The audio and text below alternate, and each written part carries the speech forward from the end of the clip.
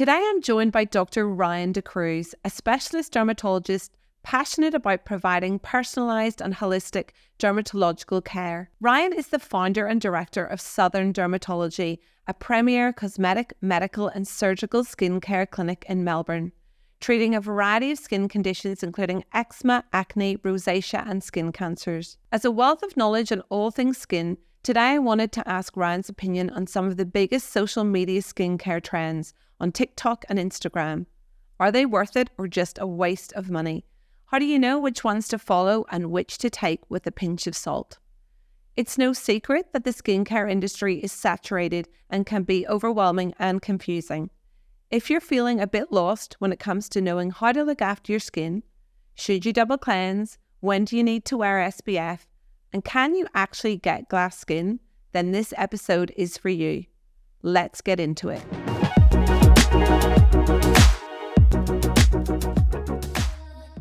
Ryan, thank you so much for joining me today. I've been dying to have you on for ages. Thank you so much for having me. I really appreciate it. Okay, so I'd love you to tell our listeners a little bit about you and how you chose skin as your specialty. Sure. So I consider myself very much a generalist dermatologist. I absolutely love what I do. I've had the really wonderful opportunity of opening my own practice 4 years ago. It was in the peak of COVID, which was less wonderful. But since then, we've really grown and I now work with a number of wonderful practitioners. I've got about 4 different associates with me, as well as dermal clinicians and nurses. My dream was to provide a very holistic package of care to my patients. So when they come to see me for a problem with, let's say, eczema or rosacea, and we treat that as best as we can. We also focus on them as a whole person. So we make sure that they're eating well and sleeping well and their stress is well managed. So I love a lot of what you talk about and what you do because I believe that you're very similar in your approach to medicine in general. I think the skin really interested me because it was quite niche, actually. Not many people know much about the skin, certainly within the medical fraternity, as you're well aware. It's one of those specialties that's sort of quite peripheral or an esoteric. And when you go through the hospital system training, you really don't see a hell of a lot of it. So I really loved sort of getting really deep into the skin and understanding it as an organ, as an ecosystem, and as the window to our inner health as well as into our souls. You look like you've got absolutely glowing skin yourself. Has that always been the case for you? Look, I'm fairly lucky, I think, genetically, and I think genetics plays a huge role when it comes to skin in general. But in my family, we do have a number of different skin conditions, including alopecia areata, vitiligo, and acne. So a lot of the things that I see and treat on a daily basis, personally speaking, I've been quite lucky in that I haven't had those conditions, but seeing it in various family members has meant that I have a close sort of affinity with them and with treating patients. So Ryan, over the last, maybe 10 years, I feel like there's been sort of an explosion in people knowing about vitamin C and vitamin A and skin ingredients, and it seems like everywhere you look on social media there's someone telling you what you should or shouldn't do. Yeah. I'm sure as a dermatologist you see things that are probably very frustrating at times. Have you anything that you find that you just want people to know, please don't do that? Do you know, I think it's probably the big picture, which is post-COVID in particular, we saw this huge explosion of online marketing and various different products and skincare.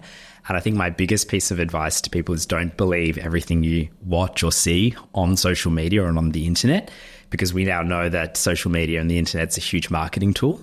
So many billion-dollar companies will use these tools and engage people to promote skincare or treatments or injectables or laser without necessarily the science or the backing that they should have. So I think it's about trusting your gut. If you don't think that a treatment is necessarily worth the price point, or you don't think that it's necessarily suited to your skin type, make sure you actually do your research, speak to a range of people, hopefully medical professionals, to get proper advice before dropping hundreds, if not thousands of dollars online. Yeah, absolutely agree, 100%. I'm going to come back to the sort of social media trends a little bit later on, but I'd love if we could just take a step back. Obviously, lots of people have heard the the fact that your skin is your largest organ in the body. But can you tell us a little bit about skin and what, how does skin work and what's it there for, etc.? Yeah, so the skin is a really interesting organ because it really serves a variety of functions. So from a very basic function, it has 3 layers, the epidermis, dermis, and subcutis, and these 3 layers work in harmony to provide us with the walls that keep our internal organs inside. But it plays very important roles for thermoregulation, so making sure our temperature is not too hot, not too cold, and sits at 37 degrees. It's important at providing a barrier or a defense against external aggressors, and that includes environmental pollution, bacteria, viruses, yeasts. It's very important for the exchange of water, so osmosis and evaporation, so it's cooling the body, as well as allowing important things to get into our skin, so oxygen, for example. I think a lot of people don't realize actually how dynamic and how alive it really is, because within the skin we have things like the pilosebaceous unit, so that's our oil glands and our hair follicles and how important they are. We have our sweat ducts, of course, and then we have this exchange of various different hormones. So we know that actually the skin is very responsive to a variety of hormones, including stress hormones like cortisol, insulin, which is critical and we're learning more about in terms of our diet. So it's actually a very fascinating organ, one that's prone to disease like any other organ. And these can be genetic, it can be induced by things we're doing, by various medications. So it's actually amazing how many different elements of just living affects the skin and how much the skin can affect our living. So it really is a very unique organ. Yeah, so cool. And so I wanted to pick up on a few things you talked about there. So skin barrier, lots of people, lots of social media videos going on at the minute about people's skin barrier, impaired skin barrier, disrupted skin barrier. People keep going, what does that actually mean? Yeah, really good question. So I think when we conceptualize the skin barrier, we do think of a brick wall, so made of little bricks held together with cement. And this reflects or really refers to our very outermost layer of skin, which is known as the stratum corneum. And just below that, we've got other layers of the epidermis. This skin barrier, I think, has become really well studied. And as a result of this, there are a lot of products that can address it, because when the skin barrier isn't functioning properly, for example, for genetic reasons, so we might just be born with dry skin and a skin barrier that doesn't hold together that well. So the cement itself is of poor quality, or it can actually degrade with various stressors. So eczema and psoriasis sufferers, they have a very impaired skin barrier.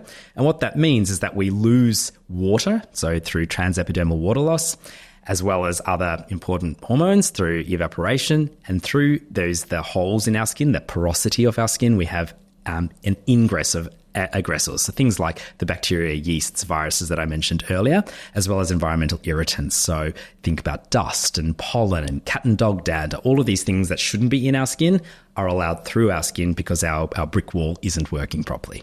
Okay. And in terms of how would you go about repairing a barrier? So I think the principles here is that we know that there are certain things that are missing from our skin barrier, and this very much refers to that cement or the mortar that holds our skin cells together. And there are a few ingredients. So we know that there's filaggrin, which is a very important protein that holds our skin barrier together. We've got ceramides, we've got cholesterol and other lipids. It's about choosing skincare that will respect our innate skin barrier and also help hydrate it and repair it. And so there are various products on the market now that have been marketed because they've done research to show that their ingredients help enhance our skin barrier. So the ceramide-based moisturizer has got good evidence to help improve the skin hydration and to repair the skin barrier. But it's also about ensuring that our skincare, the things that we're putting on our skin, isn't actually harming our skin barrier either. So a lot of skincare ingredients can be quite irritating or a bit too spicy for our skin. And as a result of that, it actually irritates and weakens our skin barrier. So it's about choosing the right products that are not necessarily very expensive, but also excluding those products and rituals that may be aggravating our skin barrier. I see a lot of peri and postmenopausal women with impaired skin barriers. And obviously we know that estrogen is now, it's always been important in the skin. It's just that we're probably really only understanding that a lot more recently. But why do they seem to have more of an impaired skin barrier? Is it to do with hydration, or what is going on there? Do you know? Yeah, so we know that actually with age, number one, we just naturally produce less We produce fewer ceramides, and that cement that holds our skin together just simply doesn't work as well. So we see that if you go to a nursing home and you look at all the elderly people in that nursing home, they've all got dry skin, and that's largely a skin barrier problem that is age related. But you're spot on when it comes to the impact of hormones, so estrogen in particular. So we know that, say, postmenopausally or even perimenopausally, there's a significant decline in the amount of estrogen that we produce, and this is both true for men and women. And this is really important because estrogen is such an important hormone for skin thickening and for hydration of the skin. So it's very common for people to say that their eczema first appeared kind of postmenopausally or just as they got older. It's very common for people to develop skin problems with age as a result of this dehydrating effect. Yeah, I see a lot of people presenting with rosacea for the first time at this time as well. Is that something that you see? Absolutely. And rosacea is a classic condition where skin barrier deficits are a really important part of why it comes about and how we actually manage it. Whenever you were talking about the skin and explaining it so well, you were talking a bit about the microbiome, and obviously we have bacteria and viruses and fungus and parasites that live on our skin, and then some that are obviously problematic. Yep. Everyone's talking, I suppose, in the last 10 years or so, a lot about gut microbiome, but definitely in the last year or two, people are talking a lot more about the skin microbiome. What do we know about that? And do you think that's going to sort of start to skew the way we treat the skin more? Yeah, absolutely. I think it is. And it's a very much watch this space part of science, I think, and medical science, whereby we know that there are over 1 trillion different microorganisms that live in harmony on our skin. In fact, there are more microorganisms than skin cells, which is really incredible to think about.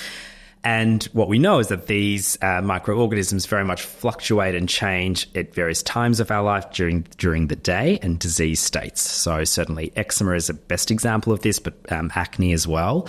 We know that there's often a shift or a change in the microorganisms in their skin in terms of the proportions just prior to a flare. So there is something going on, and much like the gut, there's so much research being done in this area. We still fully don't understand it. I think it's incredibly complex.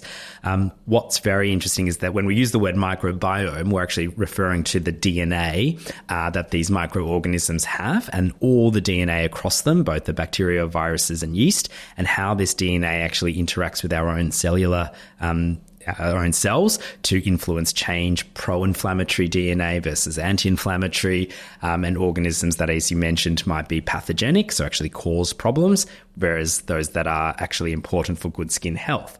So I think we're going to find more and more over the next 10 to 20 years and see that it's very important, and how we address it will also be very interesting, whether we can address it through skincare and actually incorporating parts of lysates, so, chopped up bacteria, prebiotics, probiotics in skincare versus taking it orally.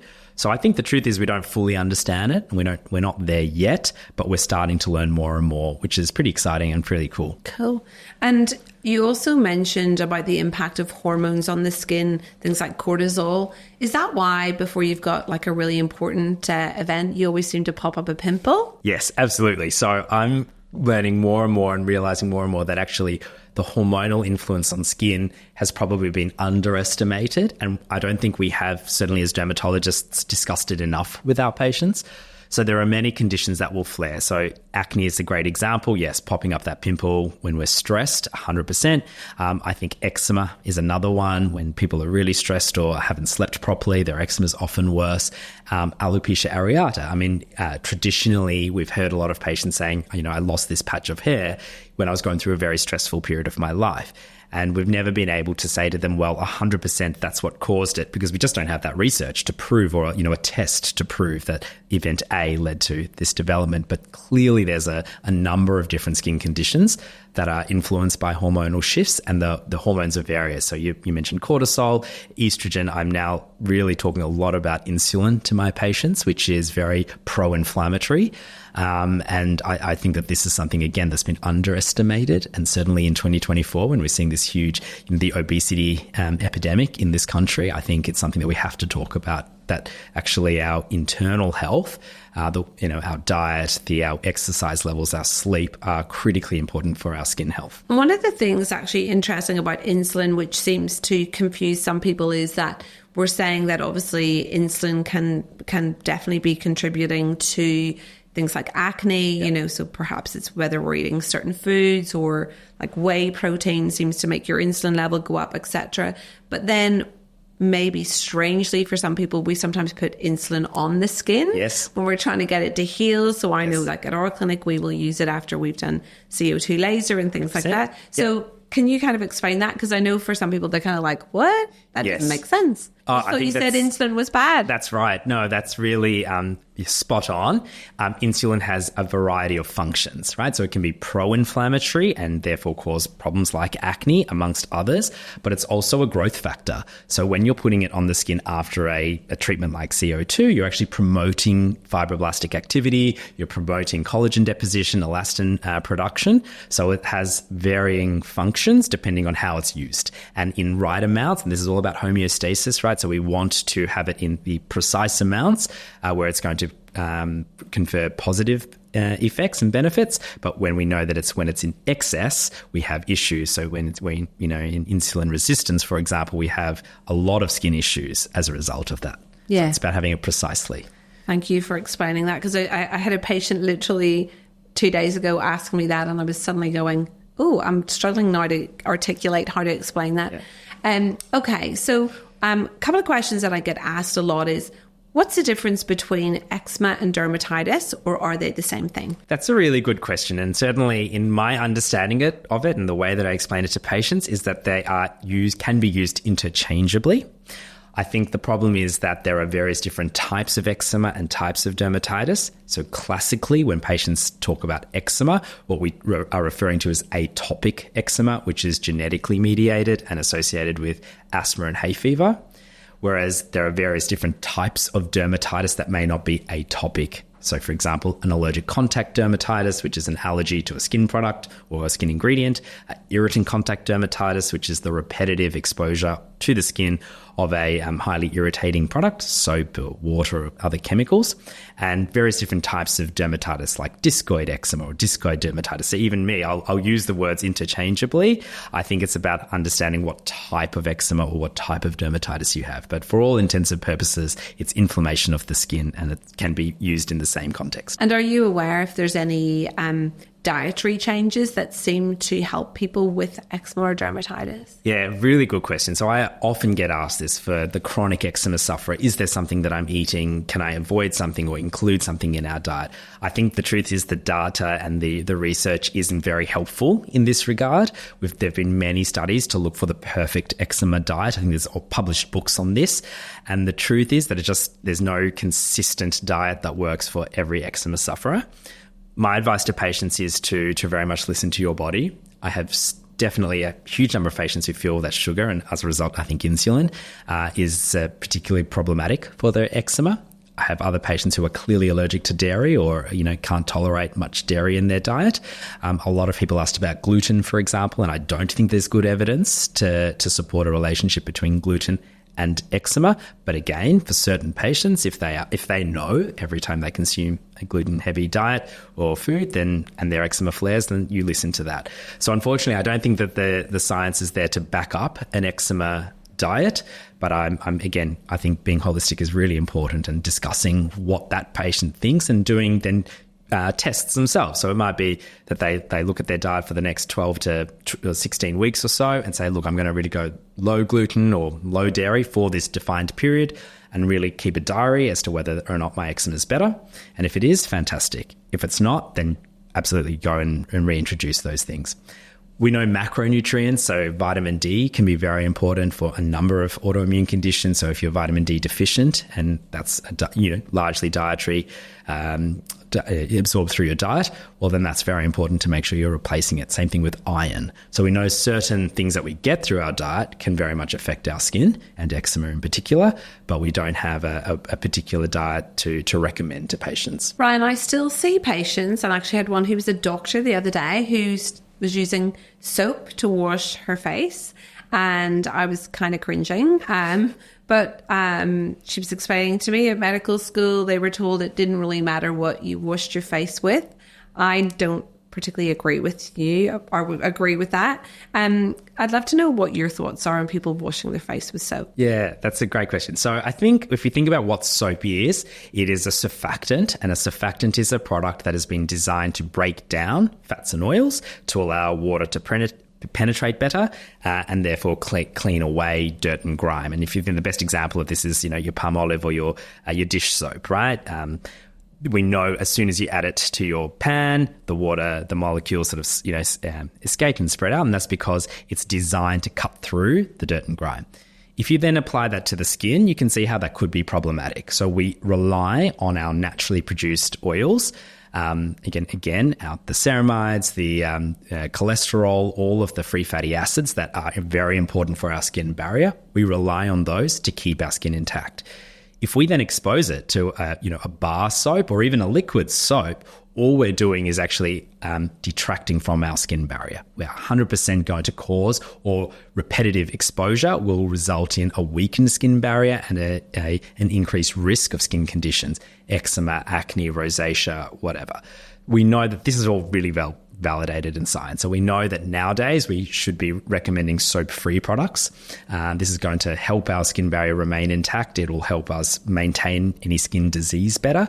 But we also know that hydration is critical as an anti-inflammatory agent itself. So we know this concept of inflammaging. Yeah, we're going to promote an aging or an increased, more rapid aging process by being dehydrated and inflamed. So yeah, I couldn't agree with you more. I think it's about soap-free products. They don't need to be expensive. They don't need to be full of 1,000 different ingredients. It's about keeping it pretty simple and following it up with a good moisturizer. I think is pretty basic things that we can do for skin health. I have a number of patients. I have to say they often have an acne or a tendency to acne, and they're literally triple cleansing twice a day. I really try and talk people out of that. But, am I correct in assuming that you can be over cleansing your face? And how often do you think people should cleanse their face? Do we have evidence for that? Yeah, no great evidence. So to answer that bit first, but I totally agree with you. I think when people have oily and acne prone skin, they naturally think that they need to remove those excess oils and decongest their skin and exfoliate their skin. And they do that generally through cleansing. And that makes them feel better because their skin, I guess, feels uncomfortable by being so oily or congested. It totally denigrates the whole skin barrier concept. And we really need to educate patients that, look, cleansing once to twice per day is all that's needed. This concept of double cleansing, it's very popular, and some patients absolutely love it, and then others don't really understand it. I explained it to patients that it's an age-old therapy. It came from sort of Korea initially, and the idea was that Koreans back then would use lots of makeup, thick makeup, that they needed to first dissolve with an oil-based cleanser, and then they'd use a cream-based cleanser to sort of, cleanse their skin. If you enjoy that practice and you want to do that, if you do wear a lot of makeup, go for it. But it's not critical. It's not essential. So I think you have to, again, read your skin and your habits. In terms of the need to cleanse that many times a day, absolutely not. So I generally say, look, once a day will be fine for the vast majority of patients. If you feel like you need to cleanse twice a day, just make sure you moisturize after it, because every time you expose your skin to water by itself, you're going to dry your skin out. So people don't quite realize that. So I say, cleanse if you want twice a day. It's not necessarily important or necessary, but make sure you follow it up with a good moisturizer. Yeah, that's good. I get my patients mostly to do one cleanse in the evening, and we just do if people feel they need a splash of water in the morning to sort of freshen up, then Perfect. That's all we do. Yeah. I also think it's a great marketing strategy by people who sell cleansers, yes. Because if you're getting people to double cleanse or triple cleanse or do that twice a day, well, wow, they're going to be buying a hell of a lot of cleanser, aren't they? You're spot on. I really love what we call the hybrid cleansers, which are either an oil-based but slightly foam or a cream-based that's slightly foam. I love them because I think they're a 2-in-1 product and you're using less product over time, but you're spot on. It's all marketing. Okay, so let's talk a little bit about some of the marketing trends that have been going on at the minute. In the last year, we saw the really big thing of the TikTok teens stripping the shelves of Mecca and Sephora from various skincare brands. We saw kids of 10 and 11 buying vitamin C and vitamin A. I know that I had parents and grandparents sort of coming in and asking me what they should be buying, their tween. and it's definitely become a big craze. I just wondered what your thoughts were on where we're going with skincare at such a young age. Yeah, I think it's really disappointing, and I think it is absolutely preying on the young, the naive and the vulnerable members of our society. And, tweens, and I've got a tween, they really don't know anything, right? They're still learning. They look to us adults for guidance. And I think we have found that because of the power of social media marketing, they're the age group that's all over social media all the time. And so they're sort of sitting ducks for this type of absolutely ridiculous kind of marketing pressure. And then it becomes very much a societal thing and peer pressure thing that they all need to be doing it. So nowadays, it's very common for the birthday gift for an 11 to 15-year-old being a Mecca voucher of anywhere from $30 to $75. It's pretty crazy. So my personal opinion is that we should be teaching our tweens basic routines and the important routines that we know make a difference. So sunscreen, for example. So the best gift you could give a tween is a nice hypoallergenic sunscreen, and say, you know what, if you want to look your best, not only throughout your teenage years, but in your 20s, 30s and 40s, get some sunscreen on every day. And it doesn't need to be an expensive one either. That would be a great gift and a great message, right? Messaging is very strong there. I think we know that teens have beautiful skin because their cellular turnover rates are very high. They're usually, they might be developing the odd blemish and getting into that acne zone, because we know that adolescence is when the hormone surges take place and that's what drives acne. So encourage them to use sort of basic skincare that might address acne-prone skin. But if they don't yet have acne, they don't need to be using AHAs and BHAs and vitamin C at that age. It's totally ridiculous. So I'm very passionate about this because I think it's just encouraging a young group of patients to be spending up big when it's not necessary, potentially doing harm. We know that there's a lot of harm that can come from inappropriate skincare, and it's also getting them to focus on their skin when they don't need to be. They should be focusing on their friendships and their sport and their academics and all the other things that life has to offer, not on their appearance, which is now such a big thing in society. Yeah, absolutely. 100% agree. Another trend that I'm seeing people talking a lot about is SPF cocktailing. So my understanding is that is mixing your SPF with your moisturizer or with your makeup or something because you like the texture better. But my concern is that would that not be diluting the SPF element within it? Absolutely is. So you're spot on. I think that's the big risk with SPF cocktailing, is that you really don't know what the final product is, and you are actually not only diluting the sunscreen effect, but you're possibly even making it significantly less effective, because sunscreens are classically unstable ingredients, particularly chemical sunscreens. So they will react and be inactivated through other ingredients in the moisturizer or the foundation or whatever you're using. So I think there's a lot of risk in terms of actually not getting the most out of your sunscreen by mixing it. And I think it's about finding the sunscreen that works best for you in a texture that you like. And I think we're very lucky now, right? So there are so many different sunscreens available. I'd be pretty surprised if you couldn't find one that really suited your skin. I think there are certain patients who are allergic to sunscreen, particularly chemical sunscreens. But yeah, it's actually a great time to be a sunscreen wearer on a regular basis because of how many good products there are out there. I agree. And I think, I'm certainly a big fan of the much newer zinc products. And because, whenever people think of zinc, they think of something that they maybe wore at nippers as a child with a thick stripe across their cheeks. Yep. But the reality is that some are so light, and I find that, with those sort of sensitive skins, they do very well with those sunscreens. For many years in my GP rooms and with friends and family, I heard the same story. People feeling overwhelmed with a huge array of skincare products on the market. Fears around having sensitive skin, choosing the wrong product, or being sold something they don't need. There are so many people intrigued by the latest trends in anti-aging treatments, but unsure if that would be relevant or actually even help them. And many are feeling afraid of being left looking different, silly, or even having an adverse reaction. As a doctor of 25 years, and of course as a woman experiencing the signs of aging myself, I am proud to have created You by Dr Shauna Watts clinics. Led by myself and an experienced team of doctors, our goal is not to change you, just help you become the most confident version of you. Every journey at our clinic begins with a comprehensive assessment by our doctors and includes photography, skin analysis, a thorough exploration of your medical history, and of course, time to chat about your concerns and desires. Together, we create a completely customized plan, helping you achieve the confidence that you've always wanted.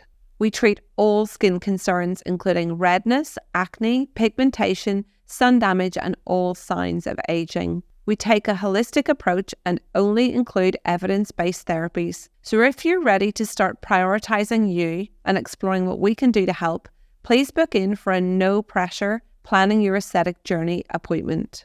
You will leave with a full written plan and information on any recommendations. Our clinics are based at Foresters Beach and Newcastle, and you can book online at youbydrshaunawatts.com.au. One of the things that I think Australia, so obviously I'm from Northern Ireland. I came to Australia 11 years ago. I was absolutely bowled over by the amount of skin cancer here. I just could not believe it. But one of the other things, unfortunately, that I did notice is that people did look a little bit older than I expected they would look. It was really quite noticeable to me when I first arrived. And I think Australia's done really well with their messaging around like no hat, no play and all that kind of stuff.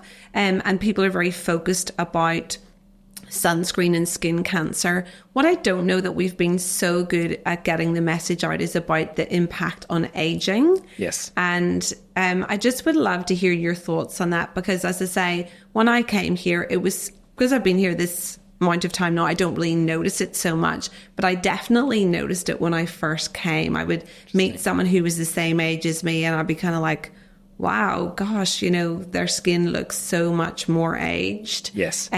Is that something that is kind of talked about even in international dermatology circles and things like, do we know it's a thing for skin from Australia and New Zealand to have this issue? We definitely know it's a thing, and I think you're spot on that when you're living and working in Australia, you don't necessarily notice it as obviously until you go to another country where, for example, let's talk about Asia, for example. When you go to Asia and you look at 40-year-olds or 50-year-olds, 60-year-olds in Asia, and they've got incredibly good skin, and they've got incredibly clear skin. And the idea is that it's because they are so careful with their sun protection, and we know the harmful effects of UV radiation. So UV radiation is without a doubt one of the most powerful aging aggressors that we have. And that's why we 100% recommend sunscreen to be used on a daily basis, right? So sunscreen and blocking out UV radiation is the best anti-aging technique you could employ. So forget about vitamin C, forget about AHAs and BHAs, forget about retinols. Sunscreen, SPF 50 plus regularly will stand you in much better stead than using any of those skincare products or over-the-counter products for 20 odd years. So I think you're spot on.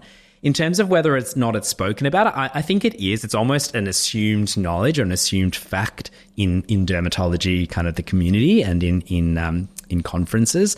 But I wonder how well known it is in the community, sort of out there. And I definitely recommend it. Most of my patients are fairly switched on. I think the messaging, certainly with social media, is pretty strong in that. But it's something that we can always be talking about and recommending. Yeah. Okay, back to these trends. So the viral collagen overnight masks that seem to be absolutely massive. They're everywhere. There's dermatologists from the US with them on their faces. Are they a thing? Are they not a thing? What do you think? So I think the collagen mask in and of itself is certainly something fun for patients to do. It's something that can confer short-term benefit. I think the biggest problem with it is its name. So it's called the collagen sheet mask. So automatically patients will assume that they're going to boost their collagen levels and they're going to have this wonderful long-term benefit from regular use of these masks. The thing to understand is that the collagen, they use sort of these hydrolyzed collagen molecules in the mask. They impregnate them with collagen as in addition to a whole lot of other ingredients, so niacinamide and various other products. But they're using the collagen there as a humectant, so something to draw moisture to the skin. So what happens is you put it on for whatever it is, 4 to 6 hours, then you peel it off. There are a number of things that will happen. One is that your skin is full of hydration, so it's very plump looking, it's beautifully smooth, and it's glowing. So you look fantastic after them. There's no doubt about that. The idea, however, that it's somehow going to stimulate your own collagen for a prolonged period of time is there's no science there, right? So it's all about short-term hydrating benefits, anti-inflammatory benefits, which, in the long term is anti-aging, but mostly hydration. And I do think there's something to be said about that occlusivity that kind of really helps maximize how much hydration. And when you peel the mask off, you're getting a slightly exfoliating effect as well.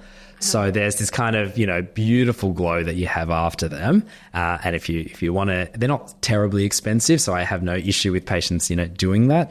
But again, it's short-term benefit. But it's not putting collagen into the skin, because that does not make sense. Exactly right. Yeah. Okay. So another one that my daughter talked to me about was icing your skin. What's your thoughts on icing your skin? Yeah, so again, this is something I spoke about on a television show called The House of Wellness, because it became really popular in COVID and there were so many different TikTok videos about it. So again, it's this very ancient technique of simply applying something very, very cold to your skin, whether it's ice blocks, whether it's like the gua sha rollers, whether it's something that a mask that you've frozen. Icing will help cool the skin, and in cooling the skin, it's naturally anti-inflammatory and it's soothing. There are risks. You definitely don't want to apply ice neat to the skin and cause frostbite or, a thermal injury through excessive cold. But it's going to help reduce swelling, and it will be, as I mentioned, anti-inflammatory. So it can be helpful, but again, temporary. You're not going to see long-term benefits for it. So I think if you're naturally someone whose skin is inflamed, is swollen, is upset or angry, applying anything cool to your skin will give you temporary relief, a reduction in swelling. But yeah, don't expect it to be giving you, that beautiful glass skin long term. Yeah. Okay. Amazing. And what about those facial rollers that have got all the little pins or needles in them? I have to say I'm not a fan, but I would love to know what your opinion is on those. Yeah, so again, I agree. So I think they're very well marketed. So derma rollers is one thing, and then you've got the actual sort of jade rollers, which is another.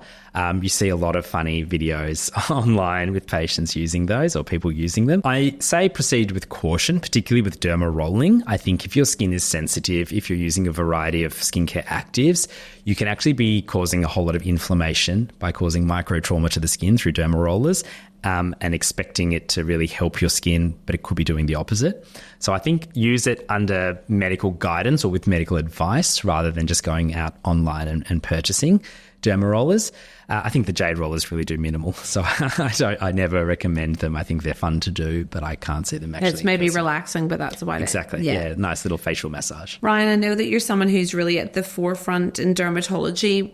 Is there any kind of new research that would be exciting to share? I don't know, on acne or rosacea or anything that you feel like is really going to really change the face of what we do with our skin? I think there's new research coming out all the time that's super interesting. If you think about acne, where we're learning much more about the microbiome, which we talked about earlier, and the fact that there are not only Cutibacterium's acne, which is what the new name for P. acnes that everyone's heard about, but we know that various strains of Staphylococcus aureus or golden staph are very relevant, and this is where good skincare that can address the microbiome can be quite helpful.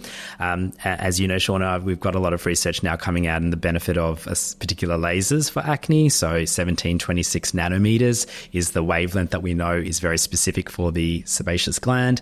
So we're using laser-based technology now based on good research to help clear acne without necessarily relying on old oral medications.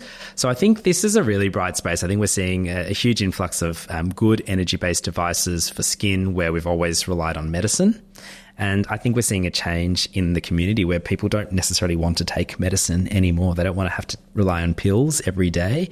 I certainly, if I were a patient, I'd be exactly the same. So I think it's nice to be able to provide patients with evidence-based therapies that don't rely on, older oral therapies. And those newer therapies for acne, are they painful or how do people tolerate it? Yeah, so a lot of the lasers can be a little bit spicy, but it's all about having a really good pain protocol. So we have, at my own clinic, we very much encourage patients to take some Panadol and Nurofen before they come in. We can use topical anesthetic gels, and if really necessary, we can block nerves to help them kind of cope. But I think the vast majority of patients will say, look, it wasn't the most comfortable procedure, but I'm very happy with the results, and they'll do it again. And that's the most important thing, is that would they actually go through this process again for the results that they achieved? And overwhelmingly, the answer is yes. I think you and I both know it's the psychological side effects of skin conditions are absolutely massive, and just seeing people's confidence both be absolutely destroyed, but then hopefully being rebuilt when you actually change their skin. It's quite remarkable. Yes, it's probably one of the most rewarding things that I do, is seeing patients come in very upset, down, depressed or anxious because of their skin condition, and being able to help them on their journey, and then seeing the impact that it has not only on their confidence but on their whole self-esteem and their personal and professional lives. It's so fulfilling. Yeah, absolutely. Is there any new thinking around rosacea, or do we have anything new in that space? Look, I think there have been a number of therapies that have still been kind of in the works for this. So we know that the flushing and blushing patients are still an issue, and even laser's not perfect for that. And we've got a variety of products used topically that are available internationally, so in America and in Europe, that we don't quite have in Australia yet. So I won't talk about them just now, but I think we're slowly finding that there will be more and more products available for those patients who really flush and blush and find that their rosacea is difficult to get on top of. From a medical point of view, not a hell of a lot has changed. I think we're still treating people very similarly with sort of anti-inflammatory therapies for the time being, and we use a lot of very low-dose retinoids as well for them. They usually respond very well. I do think there's more being learned and more of this gut-skin axis for rosacea patients, and this is something that I'm very interested in, understanding. There are definitely patients whose gut microbiome is certainly not what it should be, and that can then be sort of manifest as rosacea. We don't quite have the evidence there yet to, draw a 100%, cause and effect from that, but we are learning more about it all the time. Yeah, I think that whenever you sort of counsel a rosacea patient to even just bump up their fruit and vegetables in their diet and try and eat a bit better, it does reflect on their skin, and vice versa. If you're trying to treat someone with rosacea and they've got a terrible diet, you feel like you're going round in circles. Absolutely. All right. Well, listen, you have been amazing. I'm nearly at the end of my interrogation, but I'm going to ask you, what are 3 things that you wish that people knew about their skin, or 3 things that what you wish that people didn't do with their skin? Yeah. So I think it's a lot of the things that we've talked about today. So the first thing I would probably say is that skin is a living organism and organ, and it really needs to be treated with respect. So just like we look after our cardiovascular health by doing exercise, or hopefully we get a bit of exercise in, I think we need to look after our skin by not exposing it to unnecessary products, not over investing in skincare and expecting it to, solve all of your problems. We know that there are less is more principle is actually really important with skin, and listening to your skin and understanding that if it's unhappy, you should seek medical advice rather than turning to the internet and trying all these sorts of products with low evidence behind them. I think talking about your problems, realizing that the skin is part of your you as a whole person. So as you mentioned, if your sleep's poor, if stress is high, if diet's poor, of course your skin isn't going to cope that well. I think understanding that it fits into this holistic package of care and holistic well-being is critically important. So I think I really get very sad when I see patients who've spent hundreds, thousands of dollars on skincare and skin treatments for a skin condition that they really just needed medical therapy for in the first instance. So again, I think something I like to tell patients is, if you're being sold a package, before you sign up for it, really understand what it's doing for you and do your due diligence. Find out whether it's essential or important, whether it's genuinely going to help you, because often you'll find that it won't. And if you've already paid for the package, then it's too late. Yeah, absolutely. I think one of the things that I find is that patients will experiment with their skin in a way that none of us would ever experiment on any other organ in our body. Like, we wouldn't go, I'll just try this out on my heart and see how it goes. Or I'll just try this on my liver and see how it goes. But yeah, we're sort of people will go, I'll give it a go and see how it works out. And there's definitely a lot of experimentation goes on with quite a lot of detrimental effects, really. 100%. And in the same way, listening to an influencer or skinfluencer who is clearly paid to promote a certain product and saying, oh, it worked for, celebrity X and they've got amazing skin, so maybe it'll work for me. I mean, it's so flawed. We really need to use our sort of common sense and have a degree of skepticism when we're seeing things that are advertised to us as being, going to solve all of our problems.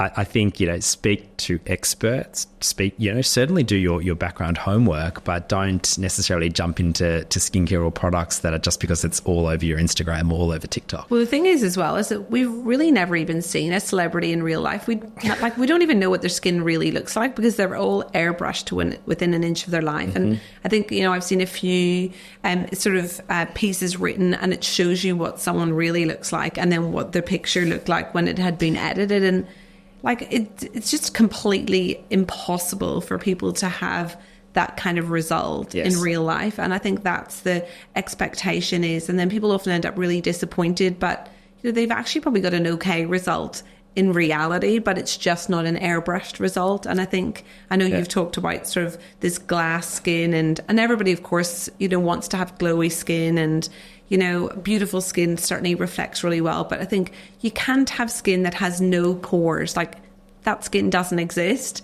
and everyone gets a blemish every now and then. So having this desire to have flawless skin all the time, I think it's just setting this sort of unrealistic expectation and you're always going to feel like you're falling short. 100%. I couldn't agree with you more. I think filters have a lot to blame as well, but it really creates this kind of feeling and environment where you're just never good enough. You're always going to have this degree of self-loathing or disappointment in your skin and your appearance. And I think the impacts on self-esteem, I can talk personally when I see whether it's skin or whatever it is online, I think, oh gosh, I don't look like that, or I don't have those clear skin or the clear body or whatever it is. It's just designed to make you feel terrible about yourself. And I hate it. And I think it's so damaging to our self-esteem and to our confidence. And I wish that people could have that knowledge that what you're seeing online or what's advertised is so far from the truth. I've had the privilege, or I guess you could call it privilege, or the opportunity to meet a few celebrities in real life who've said to me, yes, I did that treatment because I was paid to do it. And I'm so regretful that I did it. And they've mentioned that to me, off camera. But of course, they're paid to promote it online, and it's unbelievable how false it is. Yeah. So I wish people just thought about that before they jumped in. Thank you for sharing that. I so agree. If you could give or if you could ask everyone to do one thing for their skin, what would it be? I think it's about treating it with respect, using sunscreen and using basic skincare, because we know that skincare, whilst it's can be helpful, is certainly not the be-all and end-all when it comes to skin health. And I think healthy aging is what we should all be aspiring to. Ryan, we haven't even got anywhere near skin cancers at all, so I'm hoping at some point I might be able to grab you to come back in again for another chat. But I'd love to end today by asking something I ask everyone who comes on the podcast. What's one piece of advice that you would give to 20-something Ryan if you could? I think for me personally, it's about not only accepting but celebrating my difference and my differences from other people, because I think I spent a lot of time when I was younger wanting to be the same as other people. To look the same, to be taller, to have, those physical attributes, but also social attributes that I thought would make me more liked, better respected. Now I look at myself and say, well, actually, I am who I am, and that's a good thing. And my differences are what actually makes me special. And I'm really, I guess, grateful for the opportunities that I've had because of my differences and my beliefs. So I think I'd look back at myself and say, don't stress about any of that. It's not important. Just keep being you and doing the things that you love and believe in. Awesome. Thank you so much. I know that certainly whenever I go to conferences that you are speaking at, we're always all very excited and we all love hearing you speak. You're so down to earth and you're so good at sharing such real great nuggets with all of us. So thank you so much. When I started this podcast back in December 23, I knew that I was lucky enough to have amazing conversations with various health professionals across all facets of medicine and allied health. And I knew that you would probably really enjoy being a fly on the wall to hear what we talked about. And that's how the podcast was born. And what you probably don't know is that this is a bit of a passion project. We don't have any sponsors or funding. And without your help, we won't be able to continue bringing you these great guests. So if you can please spread the word about the podcast, share it with someone who you think might benefit from the conversation that you've just listened to, or if you can leave us a review or a comment, it would mean the absolute world, because that actually helps the podcast spread further and get more people to hear our message and hopefully allow us to invite bigger and bigger guests onto the show. And I would so appreciate you helping me back. Thank you. This podcast and any information, advice, opinions, or statements within it do not constitute medical, healthcare, or other professional advice. Information is provided for educational and entertainment purposes only. If you have any health concerns, always consult your doctor.